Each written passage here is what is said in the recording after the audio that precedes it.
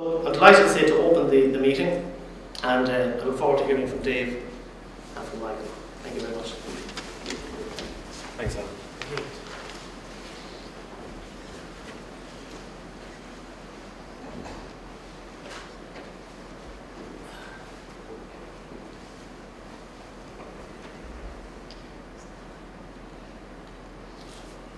There we go. Good morning, everyone. Thank you very much for inviting me here this morning to speak at the launch of the CITA Skillnet. It's great to be here. First of all, to send out apologies on behalf of Alan Nussum, the CEO of Skillnets. Alan had hoped to attend this morning, but unfortunately he's been called into another meeting. Just want to give you a very brief overview of Skillnets Limited. I know Alan has given a good summary of it there, especially for those of you who are new to the network or are perhaps thinking about joining the CITA Skillnet. Skillnets Limited was established, as Alan rightly says, in 1999, and it was established by the Department of Enterprise to promote Irish industry, and specifically to promote enterprise-driven training, that is training that is needed and is requested by industry itself, as opposed to any other body. It's what the sector is after. We have a number of industry representative bodies on our board, the likes of IBEC, Small Firms Association, also the likes of the Irish Congress of Trade Unions. In terms of the training network model then, so Skillnets doesn't fund individual companies to train up staff. We support networks or groups of companies to come together under the banner of a particular Skillnet. We're here today for CITA Skillnet. And those companies identify common training needs and they train together. So in any one course delivered by a network, you might have 2 or 3 or more companies participating. So companies aren't just getting the benefit of the expertise of the trainer, they're also getting the benefit of the experience of other people in the room from companies in their industry. We fund private enterprises, and in the main it's small and medium-sized companies, and in very many cases micro-enterprises of 10 staff or less. Networks are formed under a couple of different banners. In some cases it could be a sectoral banner like construction or IT or healthcare, etc. And in other cases it's geographical, so companies in a particular area of the country will come together and form a Skillnet. So you have the likes of Fingal Skillnet, Carlow Kilkenny Skillnet and so on. We operate what's called a co-funding model, so Skillnets doesn't grant fund programs 100%. Member companies make a contribution to the training, in fact a significant contribution through what's called matching funds or program fees in the main. So companies make a real contribution to training up their staff, but obviously they're also able to avail of a significant funding discount through the grant subsidy. We fund networks in 2-year cycles, so we're just, as Alan mentioned, just about to kick off the new funding cycle for 2010 and 2011. We've almost completed the contracting process, and approximately 65 networks will be funded this year. That's down a little bit from the previous 2 years. Our funding was reduced, and I suppose we're just having to try and do more with less.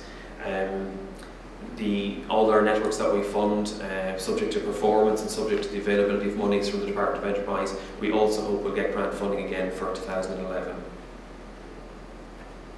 One of the new features of what we do is supporting the unemployed. So from 1999 up until the very end of last year, Skillnets Limited only had a remit to work with those people in employment and the member companies of networks. But from the 1st of January we have a new remit. It's broadened to support people who are out of work. And that's a very exciting new feature of what we do. And I suppose, you know, the last couple of months we're just trying to get a sense of how well that's working. Because in any one training program, you're interested to see what the dynamic is like. If you have maybe 6 or 7 people who are working with different member companies, and then maybe 2 or 3 people who are job seeking at the moment. So we conducted a survey of the first quarter of this year, and it was great that the results were so encouraging. The unemployed trainees that we surveyed found a great advantage in training those in employment. First of all, they were keeping contact with the world of work. They were building up, I suppose, informal networks. And they were also hearing about jobs that mightn't necessarily be advertised in companies, in newspapers or through websites, etc. So not only did they benefit from the value of the training and the quality of training, we've also found that very many of them have progressed to set up their own businesses, progress back to employment since they took part in that training during the first quarter of this year. So that's great to hear.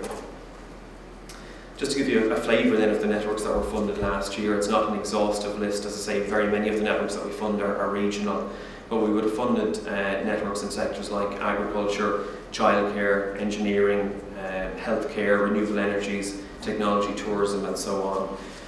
So most of our networks will have at least some reach into all the counties in Ireland, if not quite all the industries, then certainly all the counties. CITA Skillnet then, so just to focus on the reason that we're here today, that the launch, Alan rightly mentioned that CITA are ready for the fight, you know, they're ready to make this programme a success, and that the first thing they had to do was to get through a very competitive application process. So we had many new networks coming together to put in for funding this year, and a lot of networks who were funded in the previous 2 years and put in applications again who weren't successful, but CITA Skillnet was successful. And that success was founded on the quality of the training that took place in the last couple of years, and the fact that CITA Skillnet, even though Alan I think is a little bit hypercritical of the successes in terms of the targets, as far as we see it, CITA Skillnet achieved very many of the targets that we set the network in terms of the number of trainees it supported and the number of training days that it provided for member companies. So just to say to you know, everybody who's involved in the application, congratulations and well done on that. Alan had said that again that the network management structure is changing, that Suzanne Purcell, who was previously the manager for the CITA Skillnet, has now moved into the EIN project, and we wish her the very best of luck on that. We know that she'll bring her energy and her talents to it and do a fantastic job. She was certainly a fantastic network manager for CITA Skillnet, and I know in the meantime I've met Michael on a couple of occasions since he's taken over, and he's hit the ground running. So I would just ask that you would give your support to Michael as a new network manager, and that you would give him your contact details, and that if you have any training that you've identified for your company, that you would pick up the phone to Michael and say, look, is this something we can run through the network? That he'd be hopefully your first port of call when you identify training needs. In terms of the business model then, so we would ask networks to view their network like a small business. And like any small business, there's a lot of demands, and cash flow is one of them. So one of the things that we would require of networks in terms of releasing grant funds is that they bring in a sufficient level of matching income from the member companies. That's key to the success of any network. So what I would say to members of CITA Skillnet, if you're availing of the training and the subsidised training rate, that you would contribute your match funding through programme fees or membership fees in good time. It's key to the success, it's key to allowing Michael to continue to run training programmes. So that's, I think, just important to acknowledge. One of the real assets of the CITA Skillnet then is the range of programmes that it offers. Certainly from a funder we can see that there's a real variety of programmes on offer for members, and that can range from breakfast briefings to 1 or 2 day Excel refresher programmes to more specific technical IT programmes and the likes of the building information modelling, CAD, etc. And also the network has been very successful in the short space of time that it's been around. It's just been funded since late 2007 in developing a postgraduate diploma and having that accredited through Dublin Institute of Technology. So that's a real coup, for a network to be able to, in that short space of time, to be able to develop a programme of that quality.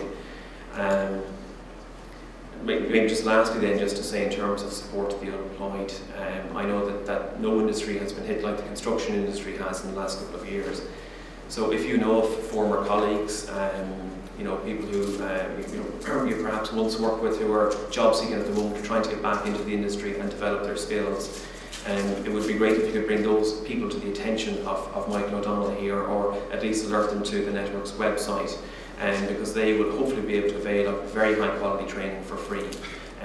Those people will not be charged for the training courses that they partake in. So hopefully it will be a very, very good string to the bow to be able to take part in Skillnet's training, and specifically CITA Skillnet training. So unless anyone has any questions, I'm going to hand over to Michael now in a second, and again just want to wish the network every success, and also the member companies of the CITA Skillnet every success in the next couple of years. Thank you very much.